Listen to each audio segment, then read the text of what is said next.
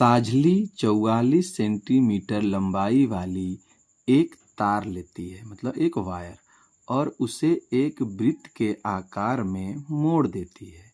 उस वृत्त की त्रिज्या ज्ञात कीजिए। ठीक है, उस वृत्त की त्रिज्या ज्ञात कीजिए और इसका क्षेत्रफल भी ज्ञात कीजिए। यदि इसी तार को दोबारा एक वर्ग के आकार में मोड़ा जाता है तो इसकी प्रत्येक भुजा की लंबाई क्या होगी? कौन सी आकृति अधिक क्षेत्रफल घेरती है, वृत्त या वर्ग? ठीक है, लंबाई कितनी है? 44 सेंटीमीटर। सबसे पहले एक तार लेते हैं, वायर, और जिसकी लंबाई है 44 सेंटीमीटर, और उसे वृत्त के आकार में मोड़ना है। ठीक है, जैसे देखिए ये एक वायर है, एक वायर है। ठीक, ये वायर है इतना बड़ा, देखिए वायर ले लिए, इसे पहले मोड़ देते हैं इस तरह से, इसे दिख जाए आपको। एक वायर है, देखिए ये। ठीक, अब इस वायर को क्या करना है, हमें वृत्त बनाना है। कैसा बनाना है? वृत्ताकार। तो चलिए एक वृत्त बनाते हैं इस वायर से।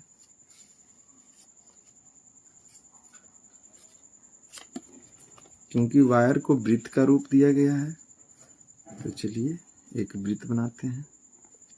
देखिए एक वृत्त बन गया, वृत्ताकार। ठीक है, अब देखिए जो यह वृत्त बना है आपके सामने, जो दिख रहा है यह वायर, यह जो वृत्त बना है, देखिए ये जो वृत्त बना है, तो आप ध्यान से इसे देखिएगा कि जो वृत्त बनाए हैं हम इस वायर का, तो यह वृत्त जो है, यह देखिए ये पूरा वृत्त है, और वृत्त के अंदर यह क्या होता है? इसका क्षेत्रफल होता है। और यह जो इसकी परिधि है, ये परिधि इसकी क्या होती है? लंबाई होती है। तो आप देखिएगा कि यह, इसे जब हम इस तरह से यहाँ से अलग करते हैं, जब इसे खोलते हैं पूरा, तो इसकी क्या होती है? लंबाई मिलती है हमें। तो यही लंबाई तो इसकी क्या है? परिधि है। तो परिधि क्या होती है? इसकी लंबाई होती है, जो कि दिया हुआ है 44 सेंटीमीटर। ठीक है, 44 सेंटीमीटर। यह तार है, वायर, ये वायर है, इसकी लंबाई क्या है? 44 सेंटीमीटर। और इस तार से, ये देखिए लंबा तार है, और इसी से अगर हम वृत्त बना लें, देखिए इस तरह से वृत्ताकार, इससे एक आकार देते हैं वृत्त के आकार का। देखिए ये वृत्त आकार का लगभग बन गया। ठीक है, वृत्त बन गया। अब जब इसे हम वृत्त बनाए तो इसकी जो परिधि हुआ, इस वृत्त की जो परिधि हुई, यही तो इस तार की लंबाई है। देखिए खोलने पर ये लंबाई हो जाता है, और इसे जब मिला देते हैं हम तो यह एक वृत्ताकार बन जाता है। तो इसकी जो परिधि हुई, यही वही इस तार की लंबाई हुई। ठीक है, तो वृत्त की परिधि बराबर क्या हो जाएगा? यह जो परिधि है वही इस वायर की लंबाई। तो तार की लंबाई बराबर वृत्त की परिधि, तार की लंबाई बराबर वृत्त की परिधि। इस तरह से आप समझ गए, तार की लंबाई बराबर वृत्त की परिधि। ठीक है, चलिए बनाते हैं। तार की कुल लंबाई कितनी है? 44 सेंटीमीटर। तार की कुल लंबाई बराबर वृत्त की परिधि, वृत्त की परिधि, वृत्त की परिधि। तार की कुल लंबाई कितनी थी? 44 सेंटीमीटर बराबर वृत्त की परिधि क्या होती है? 2 पाई आर। ठीक, अब देखिए 2 मल्टीप्लाई पाई का मान 22/7, आर का मान नहीं दिया गया है, आर निकालना है, तो 44 सेंटीमीटर।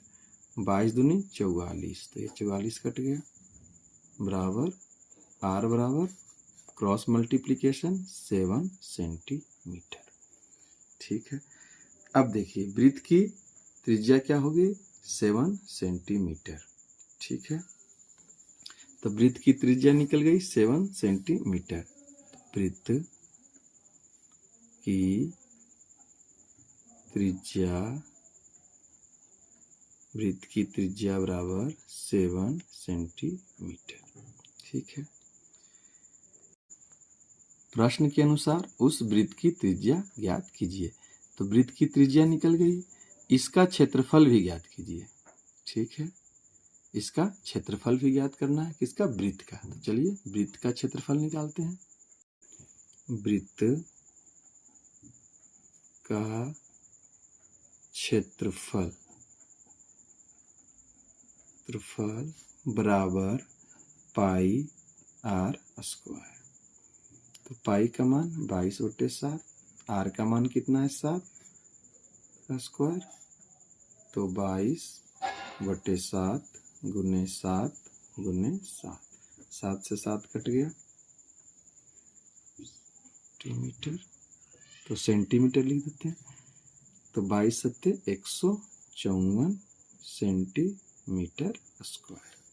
ठीक है, वृत्त का क्षेत्रफल 154 सेंटीमीटर स्क्वायर। इसी प्रश्न में आगे कह रहा है, यदि इसी तार को दोबारा एक वर्ग के आकार में मोड़ा जाता है, यदि इसी तार को दोबारा एक वर्ग के आकार में मोड़ा जाता है तो इसकी प्रत्येक भुजा की लंबाई क्या है और कौन सी आकृति अधिक क्षेत्रफल घेरती है, वृत्त या वर्ग। अब देखिए, इसी तार जिसकी लंबाई 44 सेंटीमीटर थी, उसे अगर हम वर्ग बनाते हैं तो वर्ग में क्या होता है, वर्ग में सभी भुजा बराबर होता है। तार को वर्ग के आकार में मोड़ने पर वर्ग की प्रत्येक भुजा की लंबाई बराबर वर्ग की भुजा वर्ग की लंबाई या कह लें इसे वर्ग का परिमाप या वर्ग का परिमाप बट्टे 4। ठीक है, वर्ग की भुजा, वर्ग की एक भुजा कह सकते हैं इसे, वर्ग की एक भुजा बराबर वर्ग की लंबाई या वर्ग का परिमाप बटे 4। ठीक है, तार को वर्ग के आकार में मोड़ने पर वर्ग की प्रत्येक भुजा की लंबाई बराबर या वर्ग की एक भुजा की लंबाई बराबर वर्ग की लंबाई या वर्ग का परिमाप बटे 4। ये वही वायर है जिससे हमने अभी वृत्त बनाया था। अब इसी वायर से हमें क्या बनाना है, एक वर्ग बनाना है। तो जब हम इस वायर से वर्ग बनाएंगे तो वर्ग, देखिए इसे 4 बराबर भागों में बांटकर हमने इसे क्या बना लिया, एक वर्ग बना लिया। देखिए यह इस तरह से इसी वायर को हमने क्या बनाया, एक वर्ग बनाया। देख रहे होंगे एक वर्गाकार आकृति बन गया है। ये देखिए यह एक वर्गाकार आकृति है। उसी वायर से जिसकी लंबाई 44 सेंटीमीटर थी, उसी से हमने एक वर्ग बनाया, इसी से मोड़कर हमने एक इसे वर्ग बनाया। तो वर्ग बनने के बावजूद भी इसकी लंबाई तो वही है, इसकी लंबाई तो वही है जो वृत्त की लंबाई थी। तो वृत्त की लंबाई कितनी थी? 44 सेंटीमीटर। तो वर्ग की भी लंबाई क्या होगी? 44 सेंटीमीटर। वर्ग में आप जानते हैं कि चारों भुजा की लंबाई क्या होती है? बराबर होती है। अगर वर्ग में इस भुजा, यह जो भुजा है, इसकी लंबाई जितनी होगी उतनी ही इसकी लंबाई होगी, उतनी ही यहाँ से यहाँ तक की लंबाई होगी, और उतनी ही इस स्थान से इस स्थान की लंबाई होगी। अगर कुल लंबाई इसकी 44 सेंटीमीटर है तो इसे 4 बराबर भागों में जब हम बांटेंगे तो क्या होगा? 44/4। तो 11 सेंटीमीटर सभी भुजाओं की लंबाई होगी। इस भुजा की लंबाई 11, इस भुजा की लंबाई 11, इस भुजा की लंबाई 11 और इस भुजा की लंबाई भी 11 होगी। ठीक है, तो चलिए समझ गए होंगे आप कि इसकी लंबाई ही क्या होती है? इसकी परिमाप होती है। ठीक है, वर्ग की एक भुजा बराबर क्या होगी? वर्ग का परिमाप। परिमाप कितना हुआ? 44/4। 4 भुजा होता है इसमें, तो 4 सेंटीमीटर। तो 4 से जब इसे काटेंगे तो कितना होगा? 11 सेंटीमीटर। तो वर्ग की एक भुजा बराबर, ठीक है, तो वर्ग की एक भुजा बराबर क्या हुआ? 11 सेंटीमीटर। तो वर्ग का जब एक भुजा 11 है, मतलब प्रत्येक भुजा क्या होता है? बराबर होता है। तो वर्ग की प्रत्येक भुजा की लंबाई, वर्ग की प्रत्येक भुजा की लंबाई बराबर 11 सेंटीमीटर। ठीक है, अब प्रश्न से इसकी प्रत्येक भुजा की लंबाई क्या हो गई? 11 सेंटीमीटर। तो कह रहा है कौन सी आकृति अधिक क्षेत्रफल घेरती है, वृत्त या वर्ग? ठीक है, तो क्षेत्रफल निकालना है। तो वृत्त का क्षेत्रफल हम लोग निकाल चुके हैं, तो अब वर्ग का क्षेत्रफल निकालना है। तब तो समझ में आएगा कि कौन सी आकृति ज्यादा क्षेत्रफल घेरती है। ठीक है, प्रश्न से वर्ग का क्षेत्रफल बराबर क्या होता है? भुजा स्क्वायर। भुजा, वर्ग का क्षेत्रफल का फॉर्मूला क्या है? भुजा स्क्वायर। तो इसका भुजा कितना था? 11 सेंटीमीटर। तो इसका स्क्वायर, तो कितना हो गया? 11 को 11 से गुना करेंगे तो 121 सेंटीमीटर स्क्वायर। तो वर्ग 121 सेंटीमीटर का क्षेत्र घेर रही है। और वृत्त देखिए, और वृत्त का क्षेत्रफल कितना है? 154 सेंटीमीटर स्क्वायर। तो अधिक कौन घेर रहा है? तो वृत्त घेर रहा है अधिक।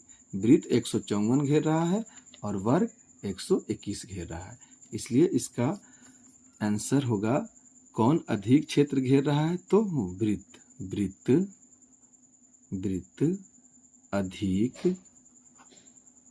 अधिक क्षेत्रफल घेरती है।